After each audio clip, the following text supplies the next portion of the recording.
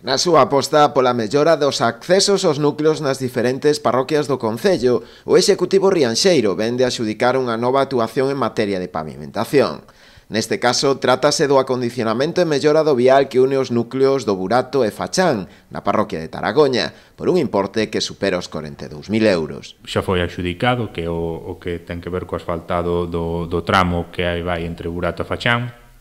por un importe de 42.000 euros. Os traballos empezarán axiña, consisten fundamentalmente nunha limpeza previa do pavimento, o tapado de fochancas, a adecuación de cunetas e o pavimentado posterior de todo o treito do vial, non? Seguindo esta mesma liña, o Concello sacou tamén a licitación por un importe de preto dos 48.000 a mellora da pista que discorre entre Cerqueiras e Campelo, na parroquia de Araño. A actuación irá con cargo ás axudas da Axencia Galega de Desenvolvemento Rural, correspondentes ao Plan de Mellora de Camiños Municipais, cofinanciadas polo Fondo Europeo Agrícola de Desenvolvemento Rural. Sacouse a licitación tamén un asfaltado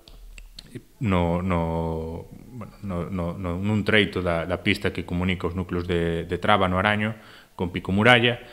aproximadamente un treito de 1 kilómetro antes de chegar ao núcleo de Campelo. Coincide ademais cun treito que está en peor estado, non, de toda esta pista, que certamente toda ela necesita dunha actuación maior, pero, bueno, en todo caso, nesta ocasión, pois